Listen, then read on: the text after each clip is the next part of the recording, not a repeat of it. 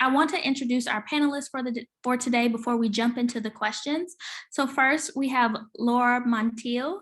She is a technical corporate recruiter at Radware. So Radware has provided cybersecurity and application solutions around the world for over 20 years. Radware has been named by Forrester as the leader in DDoS protection. Radware also provides bot management, SSL inspection, WAF, ADC load balancers, cloud native protection, and application protection solutions. And I'm sure that Laura will explain what all those letters and acronyms mean. Laura has over 15 years of experience as a technical recruiter. She has placed developers, engineers, architects, information assurance professionals, testers, technical sales, and executives in large organizations such as Presidio. Am I saying that right? Presidio, yes. Cisco, E+, and more. She has also placed candidates at federal agencies such as DOL, USDA, DOT, and Intel agencies requiring TS, SCI, LS poly clearances and above. So if you would like to connect with, oops, let me go back, it jumped. If you would like to connect with Laura, again, this will be shared with you after the presentation. This is a link to Laura's LinkedIn profile, so you can feel free to connect with her there. I would just encourage you to send a little note, a message about who you are. Just say, hey, I was on the session for NOVA and I would like to connect, because otherwise she won't know who you are. If you want to connect with somewhere at the Radware team, or if you have questions, follow-up questions regarding Radware, you can email Noreen Rosica. How do you say her last name? Rosica at radware.com. Yes. All right. So you can email her if you want to connect with someone from the Radware team. All right. Next up, we have Merissa Villalobos, and she is a manager of talent acquisition at Tanium. So Merissa has been a cybersecurity recruitment professional for over 11 years. She has built a national talent acquisition department from the ground up, managed a recruiting team that provided global support for the largest purely security consulting firm in the world, and is now a talent acquisition manager for Tanium, the world's only real-time endpoint communications platform for the enterprise. Merissa started her career in the DMV area at a federal government contractor where she recruited for the intelligence community in various federal government agencies. When she moved back to SoCal, she worked at a staffing agency where she recruited for the military, government agencies, and tech giants like Google. After her short stint there, she became a talent acquisition leader for 2 consecutive security consulting firms and played a key role on the HR team in managing the contingent workforce, leading diversity recruitment efforts, developing workforce plans, and being a strategic recruitment partner. Merissa is on the leadership team for WSC, which is Women's Society of Cyber Jitsu, which we encourage you to join if you are not a member of. For the SoCal chapter, she was a board member for ISSA Los Angeles and helps plan secure career villages for local events like ShellCon and Layer 1. In 2018, she delivered a talk at ShellCon called WeCurity to provide some database insight on diversity and the value it brings to an organization. Merissa is also an ongoing resume reviewer for B-Sides Las Vegas, DEF CON's first hacking village, and she was a volunteer for Day of Security. She has also been featured in a Security Weekly interview with Paul, how do you pronounce his last name? Esadorian, where they discuss WSC and building a more inclusive and diverse cybersecurity workforce. Most recently, she spoke on, the captioning is covering up my the rest of the words. Hold on, let's see if I can see them.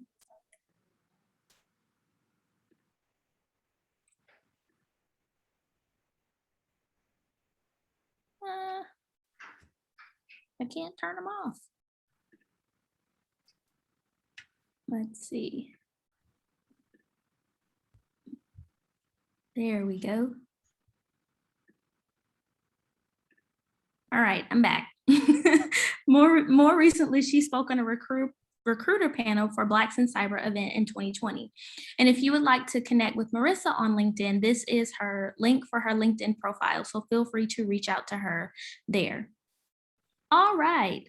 So we are going to get started with the Q&A portion of our session today. So first off, for the both of you, and Laura, if you want to start first, and then Marissa, if you want to follow up, how did you get started in recruiting, and what in particular drew you to this field?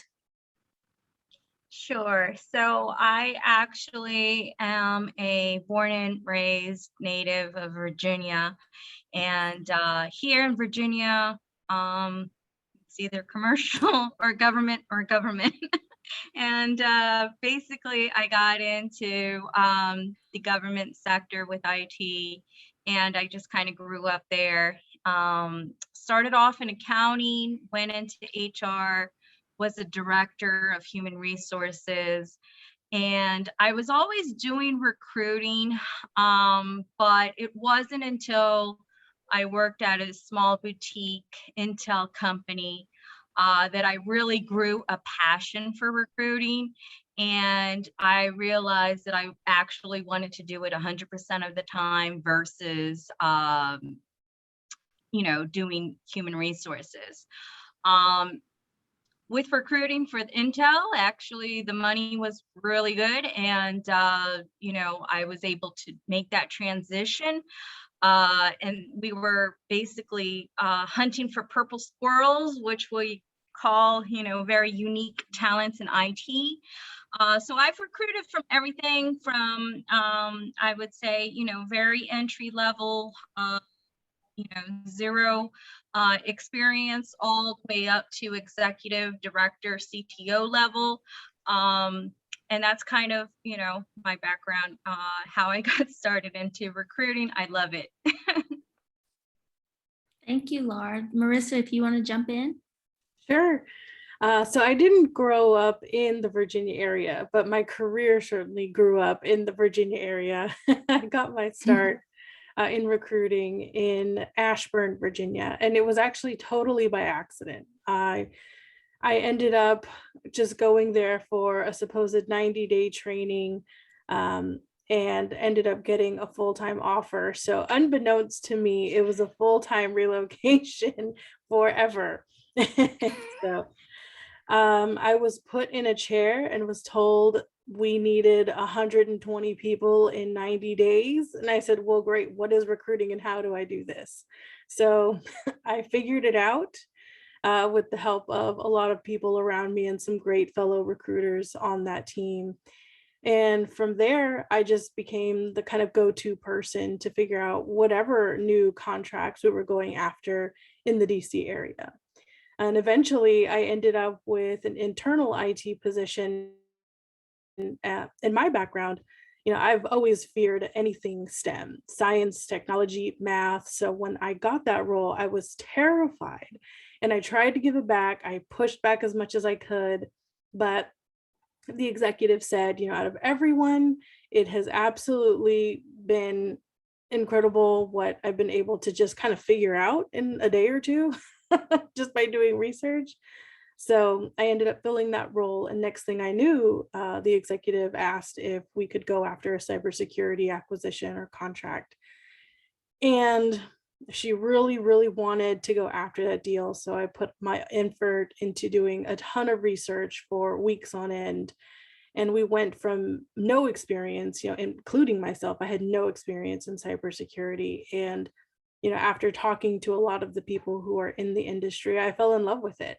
And I found a passion for technology and cybersecurity that I didn't even know that I had.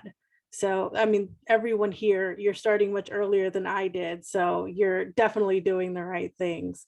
But once I found out, what people in security do, what the kind of work entails, and really the overall larger purpose of, securing our information and our infrastructure and the systems that keep our infrastructure together, I fell in love with it.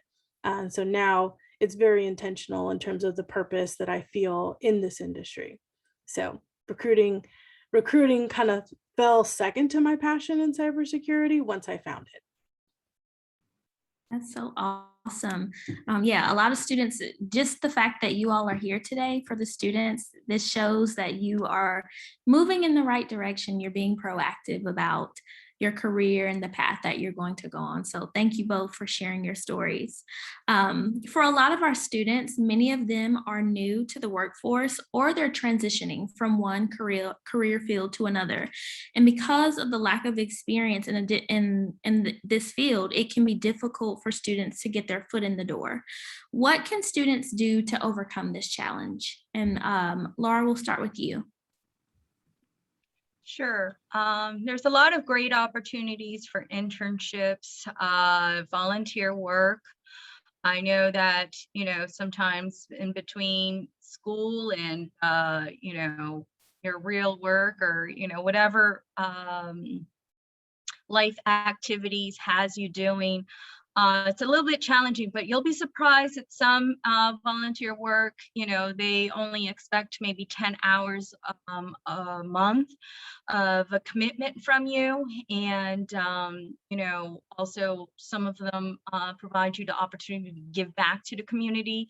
I did a lot of volunteer work early in my career, and it was very fulfilling. I met a lot of people, made a lot of connections, and I think connections are important, whatever career path you go down. But at the over end, studying, getting some certifications, probably in lieu of, some of experience, it's also very helpful in the industry. It just has to be relevant to the job that you're pursuing. So I always tell people, take a look of what's out there, and see what people are asking for. And that's how you kind of get your roadmap and your game plan together, and, be able to push forward. And ask people too, on LinkedIn or whatever. I know I am an open networker, and I always tell people, please feel free to reach out to me if you do have questions. So anybody on this panel, if you have questions in the future, feel free to reach out to me. I'll be happy.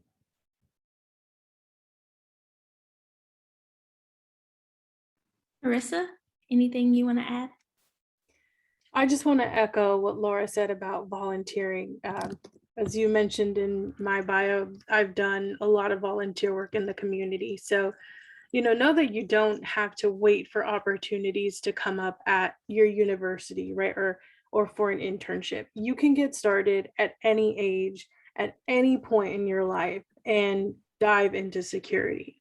The conferences that I listed, they don't have an age limit. I mean, DEF CON itself, they specifically have a village or a career area for kids, where if you're under the age of, or if you're over the age of 12, you have to be escorted by a child.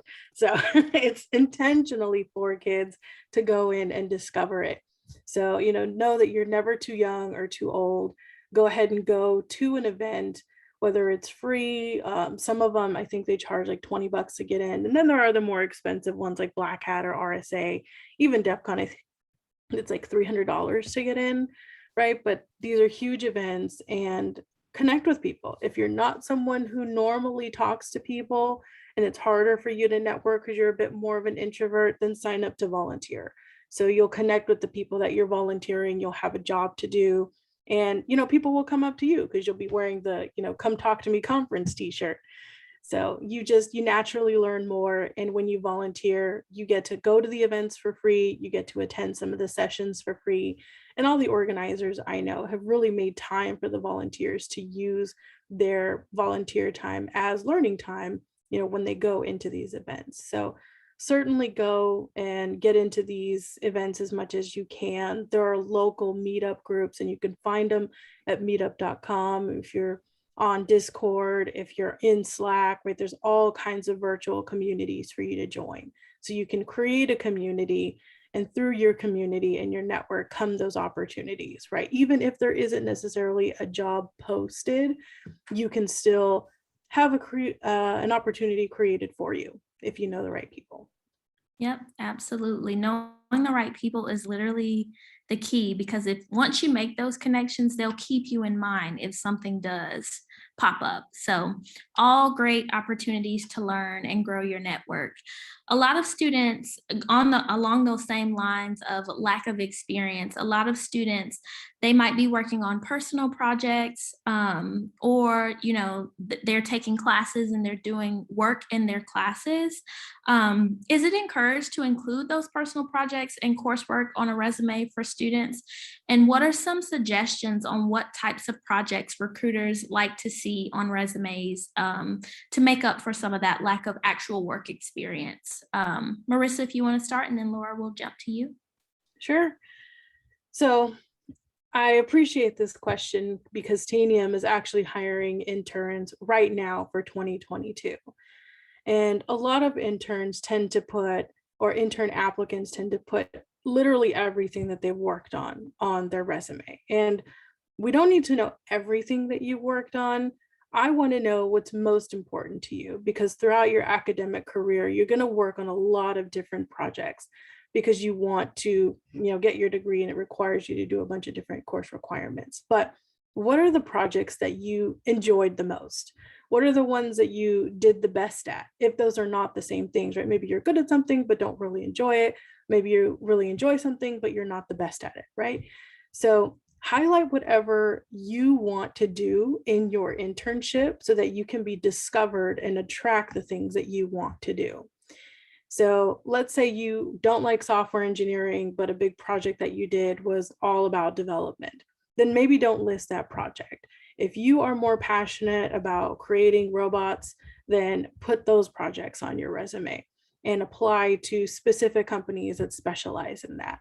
And if you don't have any specific experience, then highlight anything that you've done outside of school, like the organizations that I mentioned. If you volunteered for a specific conference, or if there's courses that are highlighting areas that you're most interested in. So my rule of thumb is don't list things on your resume that will attract opportunities that you don't want, because all of that data is discoverable in our database. And we're just going to assume what's on your resume is what you want to be doing until we talk to you and have further clarification. So I guess those are my biggest notes. List what it is you want to do and make that as discoverable and the focus of your resume. Absolutely. Laura, did you have anything to add to that? Ditto what Merissa said.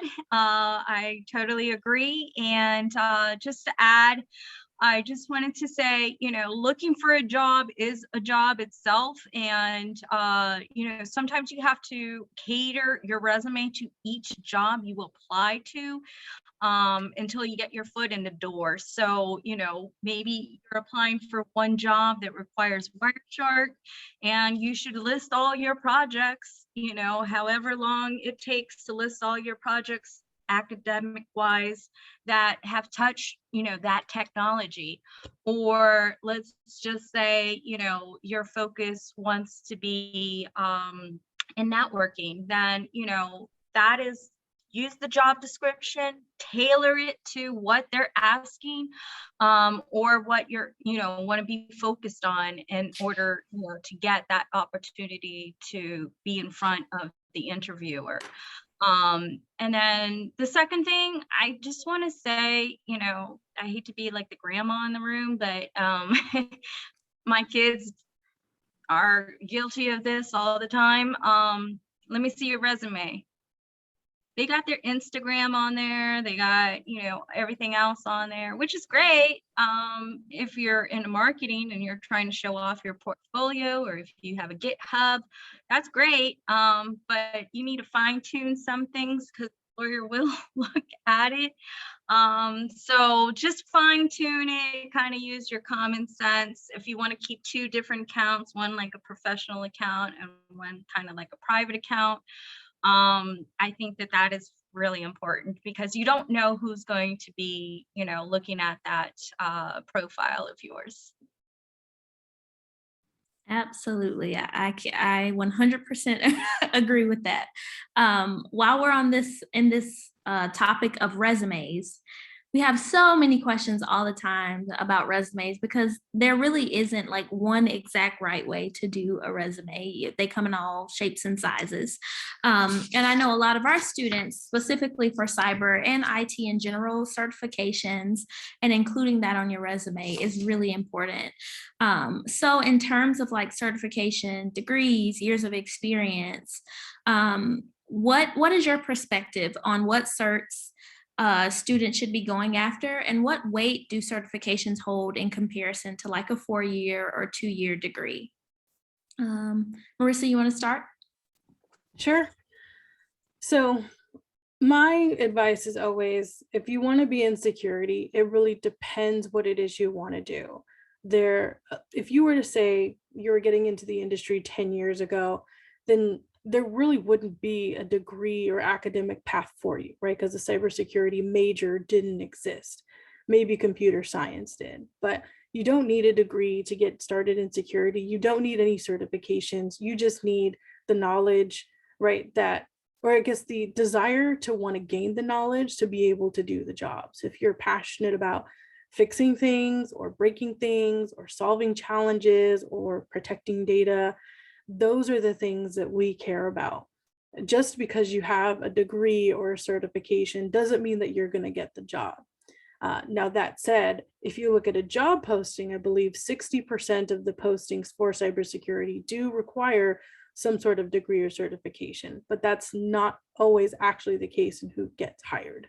So if you are looking to work specifically for government, for a higher education institution, for healthcare, those are more formal environments that will likely require a degree as a very minimum qualifier. If you're looking to go into privacy, then you're looking at a minimum of a JD. And sometimes in risk management, they're looking for a bachelor's degree with a business background because you have to tie the risk to business results. But it's not, again, always required. If you're looking to go the technical side and you're looking to get a certification just to get some baseline knowledge, at this level, I would recommend maybe the CompTIA Security Plus, Network Plus, A Plus. Again, not that it's required, especially not for Tanium, but what it does tell us is you've taken the initiative to get that information on your own, because that's not something that the school will cover. You've paid the money, you put in the time, you put in the effort, but what else have you learned? What other initiative have you taken to make sure that you can take that academic knowledge and apply it, right? Because we've actually had people go through the interview process and didn't make it because we could tell that was all textbook answers and there was no actual application. You know, even if you spin up a lab made of, little things that you find on eBay or Craigslist, get yourself a virtual lab. We love to see that. We love to hear you talk about it. We love to hear you tell us what it is you're testing in your lab, right? If you're hands-on technical. And from a risk perspective, talk about real world scenarios, real breaches that have happened. Are you paying attention to current events? Because a lot of the risk area is not just what has happened, because those are lessons learned, but it's about looking to the future. How can you predict what can potentially happen? And how can you protect your organization potentially from that in the future? And how do you quantify that from a business perspective?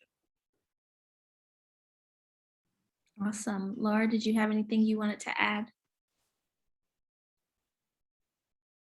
No, I think, it really does depend which opportunity you're going for. Like I had mentioned, previously, if you look at what you're focusing on, then, you would start to read some of the job descriptions.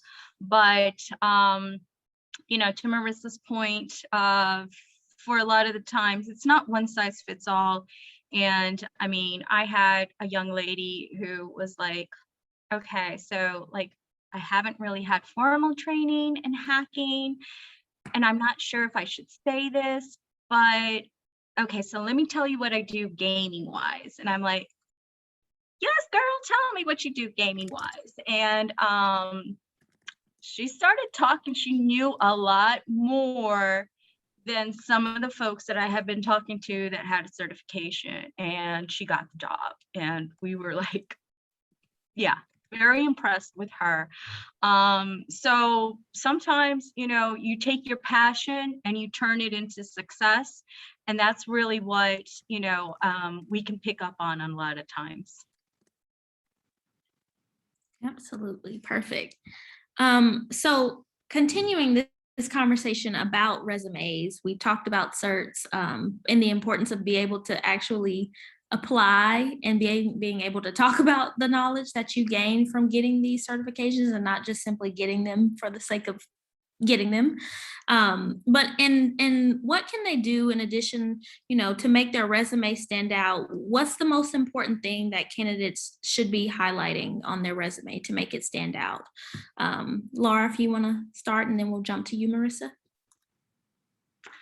I hate to sound like a broken record, but like I said again, take either what the job description is and try to tailor it to that and highlight the key areas, what they would know about that. If you know, they're looking for Python, you really don't want to stick it on the bottom. You really want to put it on the top.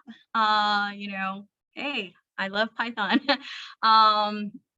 And then, like, you know, again, if you're not sure what the focus is and you're just, you know, sending in your resume, then you really want to highlight what your top skills are. Because when you do get that focus or that phone call, you want to make sure you can be able to talk about what, you know, you're truly, truly comfortable in talking about.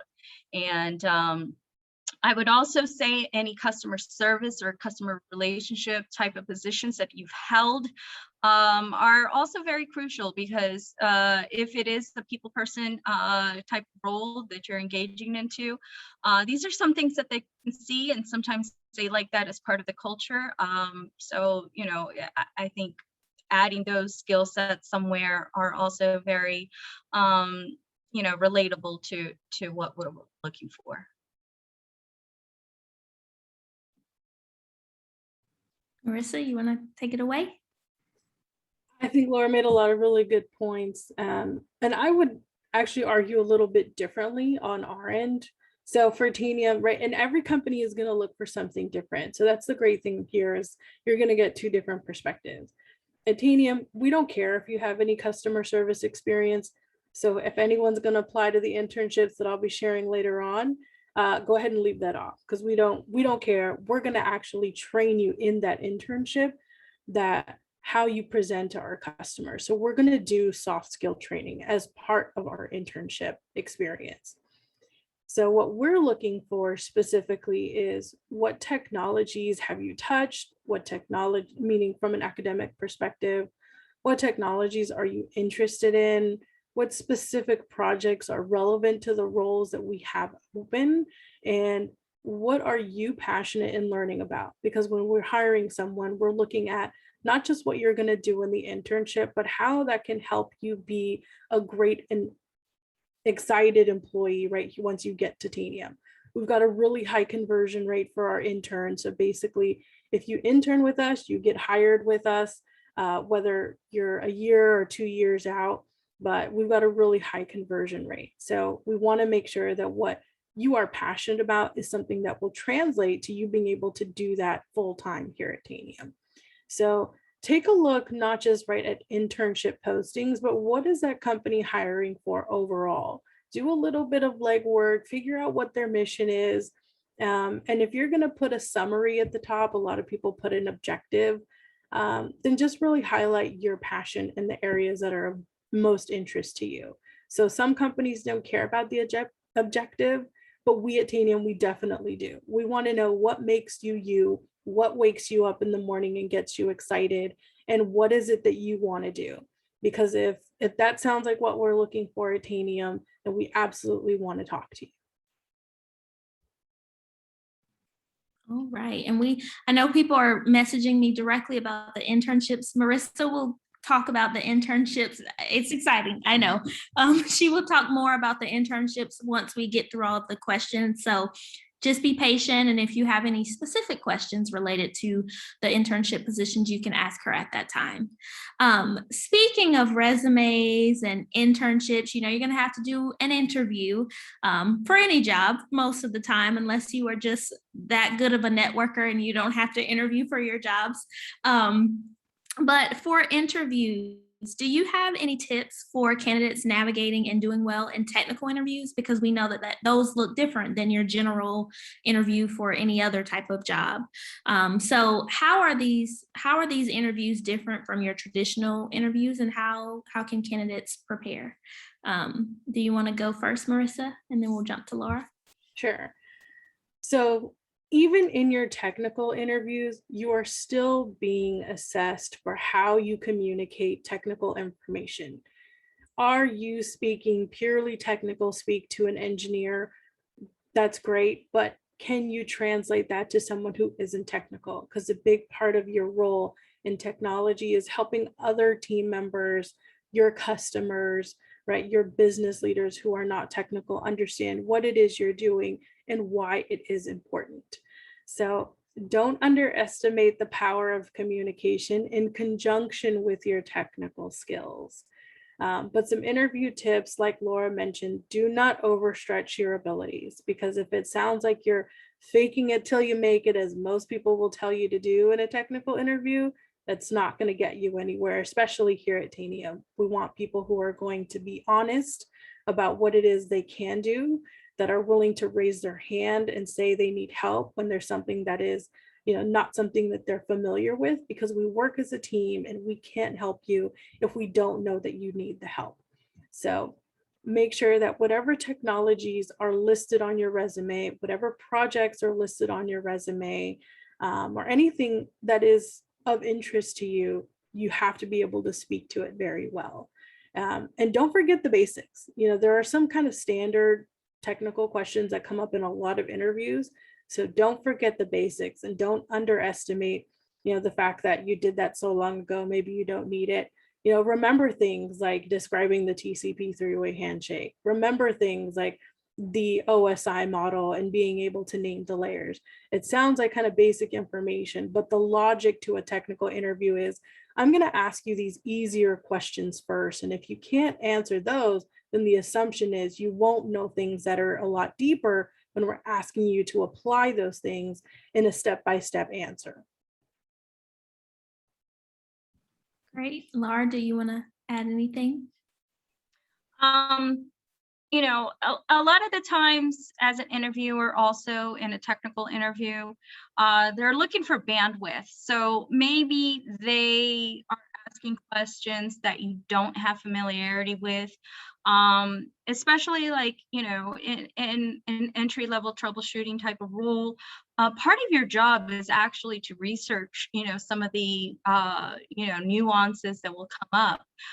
So don't be afraid to say, I don't know, but here is how I challenged this and I overcame this when I didn't know about X, Y, and Z, and I was able to find the solution 1, 2, 3.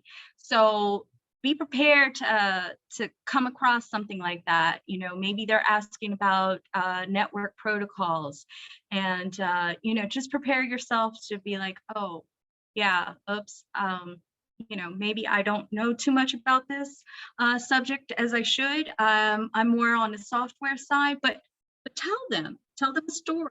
And, that's what they really want to hear, how you are able to think outside the box, how you're able to think on your feet and research. I don't think in technology you ever stop learning. You always have to keep learning and keep at it, and get certified as well. So sorry if you didn't know that, but it kind of doesn't end, just getting, your bachelor's, your first job.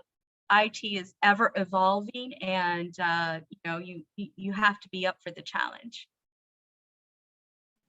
Absolutely. So last question, or last two questions. So I know what I found is during my job searching and even trying to get this job, it really is about building your network, reaching out to people, not being afraid to ask questions, because in your head you can think, oh, I want to work at company X, but then you might not be the right fit. And that's something that you could have found out along the way by just talking to people and putting yourself out there. So when it comes to networking and reaching out to folks, should people be reaching out to recruiters and employers about open positions, or should they just apply and wait to hear back? And if so, if it's okay to reach out to recruiters and employers directly, are there things that you might see in an email or a LinkedIn message that turn you off from responding to someone? Laura, you want to go first? So I would say, in my opinion, every recruiter works differently. I would prefer the candidate actually apply to the position that they are looking to, get hired for, and then ping the recruiter once they know their resume is in the system. If you ping me and you say, I'm looking for a cybersecurity job, and I'm like, which of the 43, that I'm working on today? Because, we talk to probably, 25 to 30 candidates a day, and I'm giving 30 minutes interviews to these candidates. I'm working probably 12 hours a day sometimes. Not all the time, but we have busier days than other. So I'm just giving a great example that, I am open to networking. I'm definitely open to getting back to you and letting you know what your status is. But please, from my perspective, I prefer apply for the job and then send me the LinkedIn, because that way I can find you and say, okay, well, here, let me take a look at it real quick. I can tell you if you are or not, basically qualified for the position. Second thing, and again, probably some empathy, because I do have kids, and they've applied for jobs and they thought that they were going to get it, and then they didn't get it and they were sad. And I'm like, okay, so there's like 100 other jobs out there.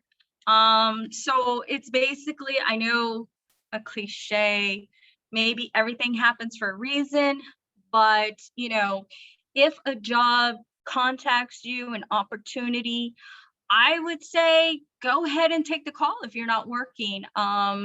Sometimes people have such a big focus on, I want this company X to call me, but then they get a company, like maybe C or B to call you, and they're not open to the opportunity. Why not?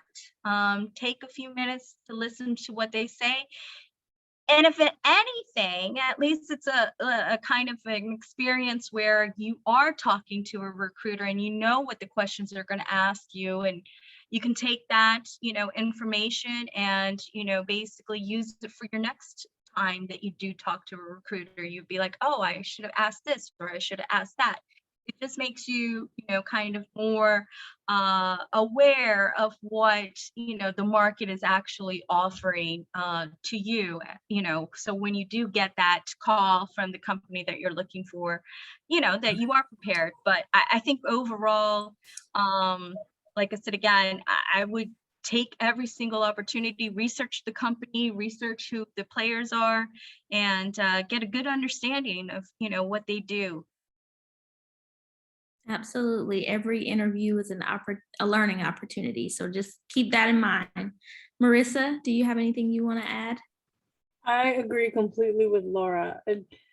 I work for companies that didn't get many applications, and like my bio mentioned, I work for the largest purely security consulting firm in the world. We get tons of applications from people all over the world. So if someone spams you on LinkedIn and says, hey, I'm looking for a job, here's my resume, great.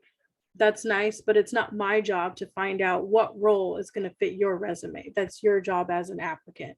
So do your homework, figure out what that you want to work at Tanium, be able to articulate why you want to work at Tanium, right? Or any other company you're applying to. And take a look at the openings we have to make sure that it's something you want to do. Because the last thing I want to do is get into a conversation with you because I did find a role for you. And then you decide, oh, I changed my mind. That's not really what I want to do. So at that point, I've wasted both your time. So definitely take the chance and take the time to figure out what it is you really want to do. There are no shortage of openings. Like Laura said, there was a 93% increase in cybersecurity opportunities just since last year. This post, I guess if we can't even call post-pandemic job market that we're seeing, is unlike anything that we have ever seen in the history of recruiting. So there are plenty of roles and there are more and more opportunities opening up. So watch the news, notice all the investments, what industries they're going to.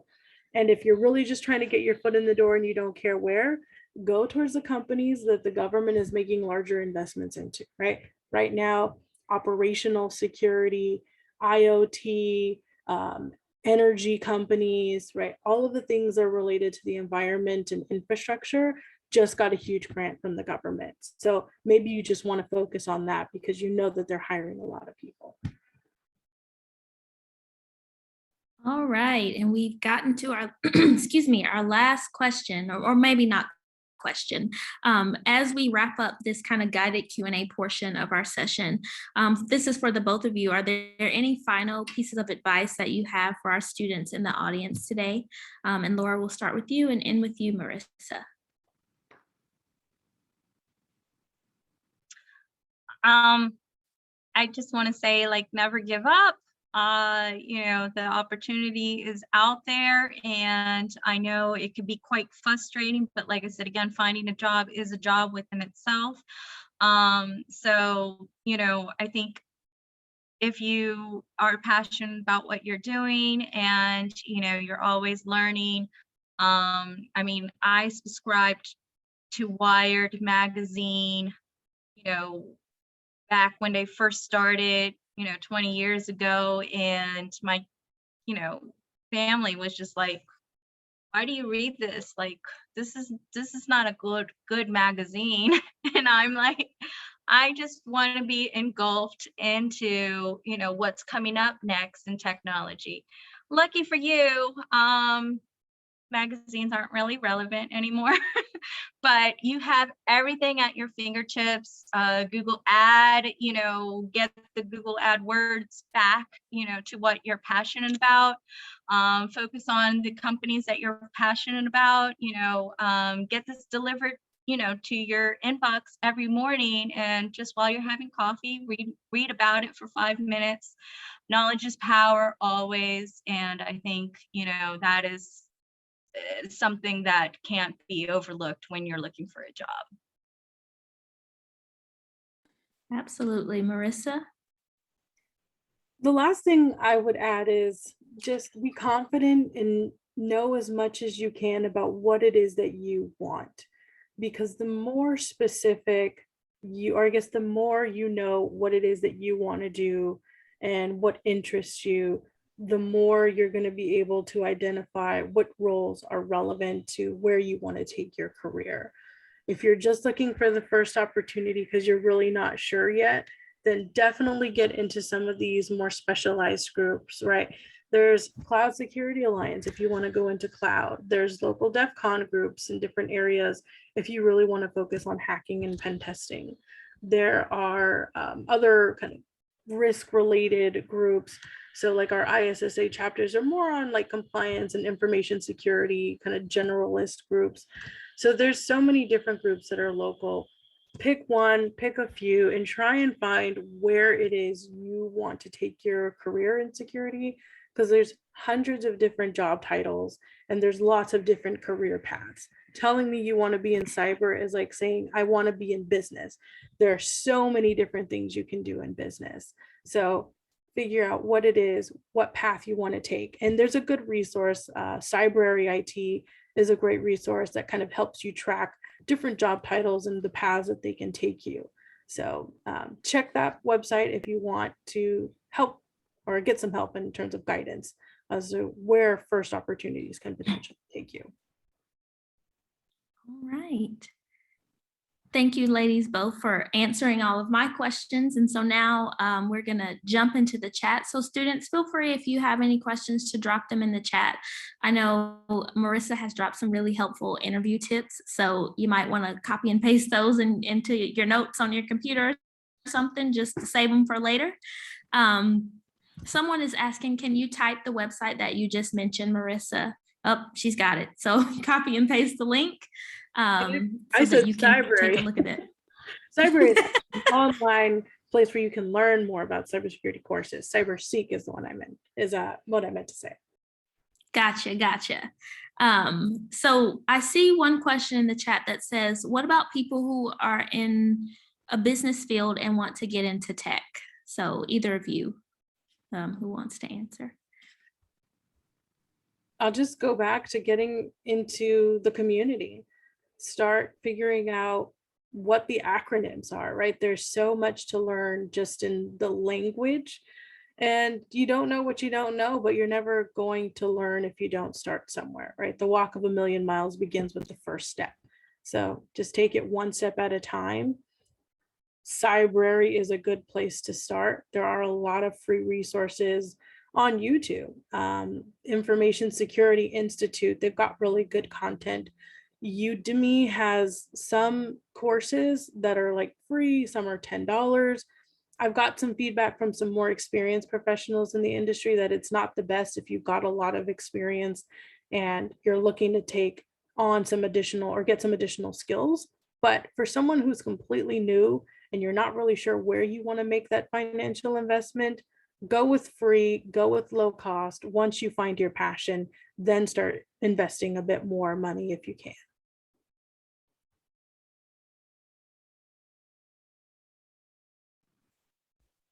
All right. Any other questions from students? And let me go back because I sometimes miss things in the chat.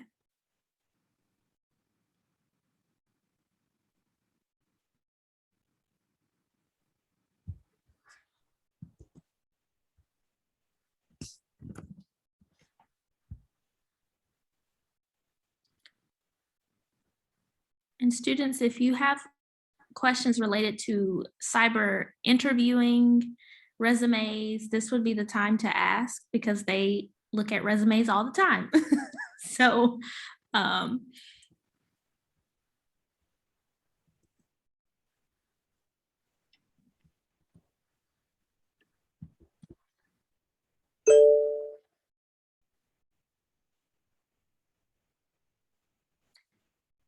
for students who are, let's say they don't have any experience, and I think we talked about this kind of offline, they have experience in a different field, but they want to show that they've worked before at a job. How would you go about including that stuff on your resume? Does it go back to relevancy, or should they just leave it off? How would you go about that?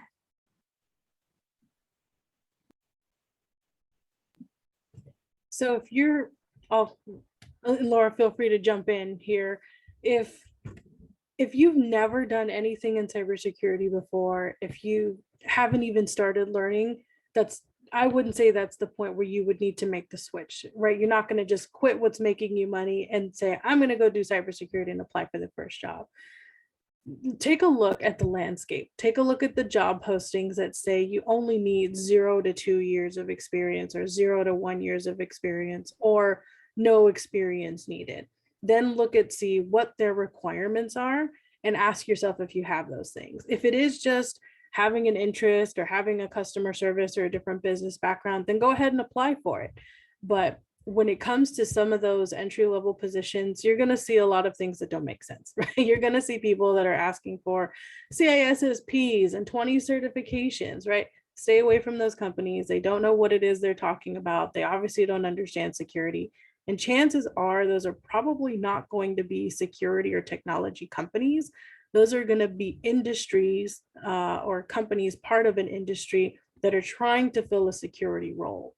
And being in a security team internally and working for government or healthcare or retail, something that isn't a technology or cyber company, is a very different experience from working with a company where that is their business. There's a whole different value proposition that as an internal non-tech, non-security company you have to make to get headcount, right? To get a person hired into that role. So those are going to be a lot harder to get into because they don't always have the internal resources to provide the kind of training you need.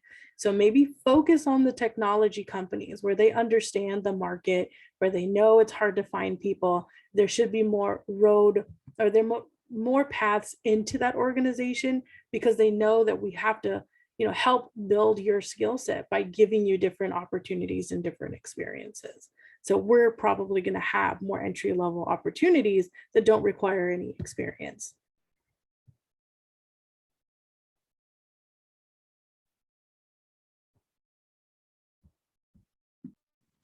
What would you recommend for a veteran who has many years of experience in a different field and is new to IT and cyber?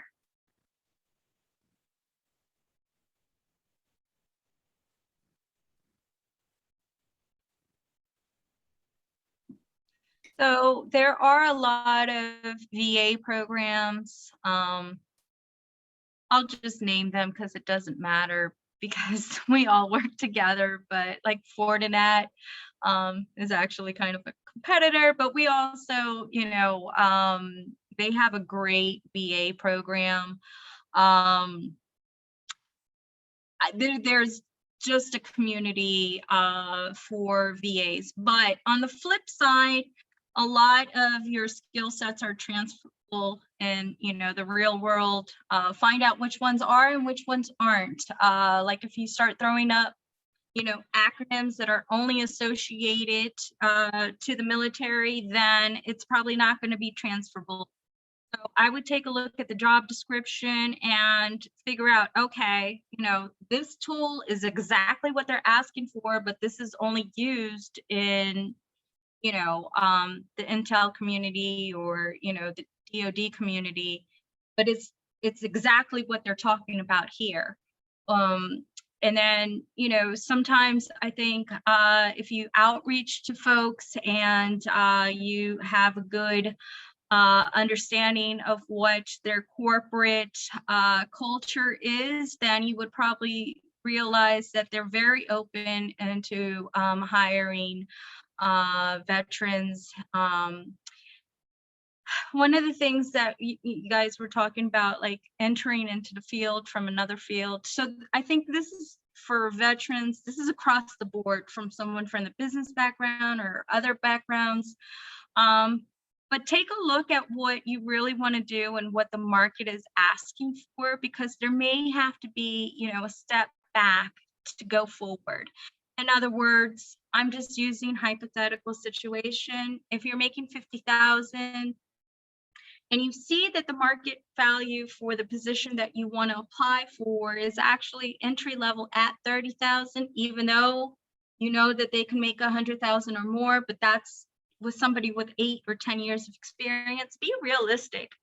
I'm at entry level, they're looking for 30,000. I'm going to have to take a step back. So I know a lot of people, kind of feel that I can't make this transition because of that. Figure out what you could do to get a fast track into an opportunity if you do take that program. Like ask the company, like, what is your promotion? So for Radware, I'm proud to say that 67% of our workforce has been promoted within the company within the last 5 years. So while we have lots of internships for marketing and things like that, our entry-level positions are very entry-level. We don't have a lot of internships, but I know that, we have 3 positions open right now because all of those folks are being promoted to another position.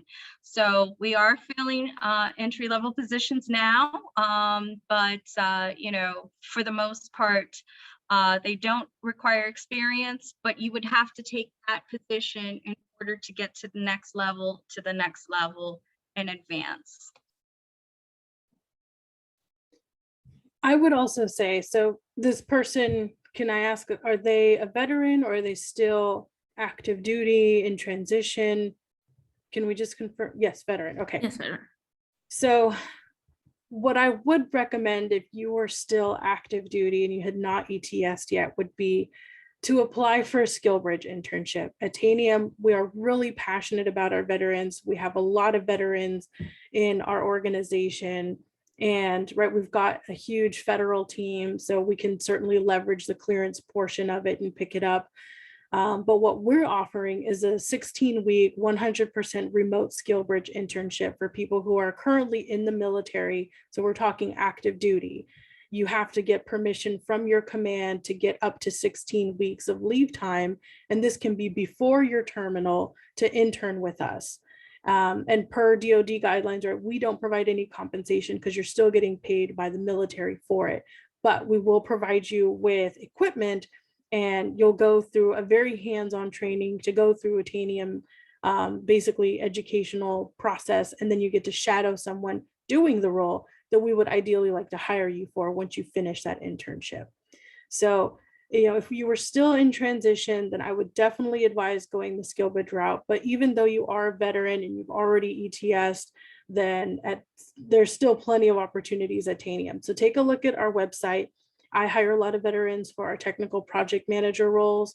So anything specific to that, you can certainly pull out of your resume and stick it, or pull it from your military experience and put it on your resume. Make sure your resume is in commercial industry format. We don't want 30-page resumes, 20-page resumes. 3 pages maximum for full-time roles. Otherwise, we will ask you to shorten it. And we want to make sure that you can communicate what is, again, like Laura said, specific to the role that we're hiring for. So without knowing this veteran's background or their specific experience, I would say check our website for any technical project manager role openings, or our G&A section if you don't have any security experience. But we hire veterans quite a lot, and we've got a large federal customer base. So if you are still cleared and you do still have a clearance, again, we can certainly pick that up.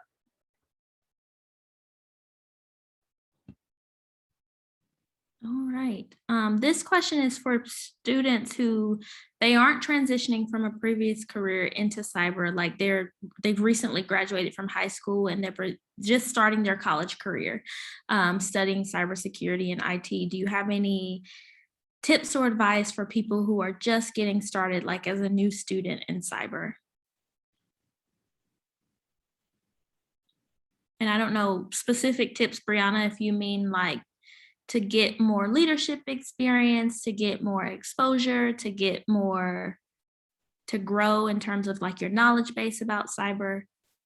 Maybe elaborate on that a little more. Yeah, I was just going to ask the same question.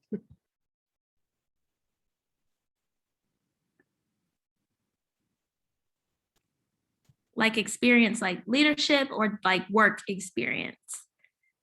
And you can, I think you can unmute yourself. It might be just easier. Work. Okay.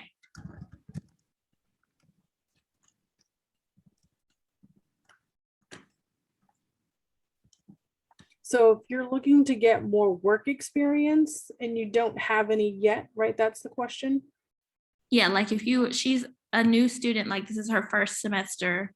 Okay. In our cyber program. Mm-hmm.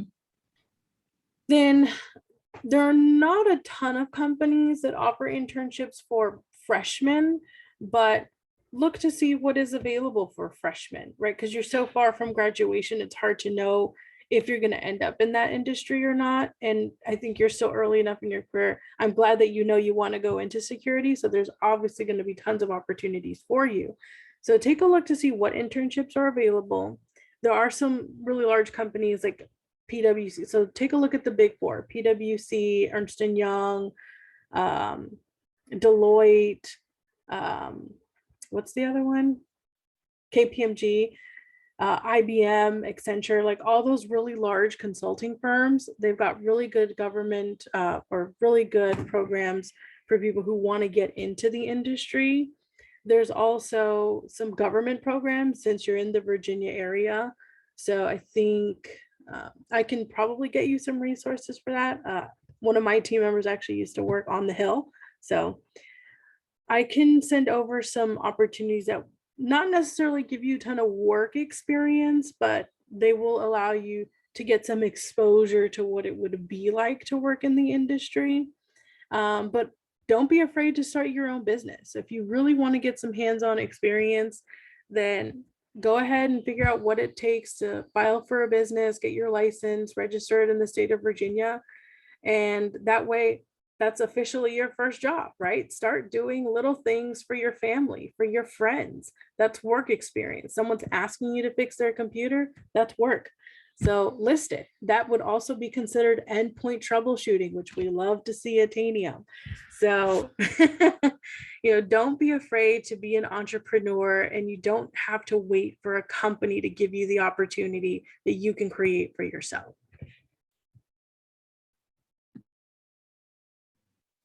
That is so true. I just said in the chat, I did this. I started a business and started doing things that I was interested in, and it led to more opportunities. So it works. So try it out if it's something that you're passionate about and interested in.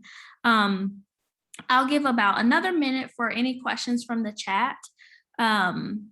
And feel free to connect with both Laura and Marissa on LinkedIn if you are interested in keeping in contact.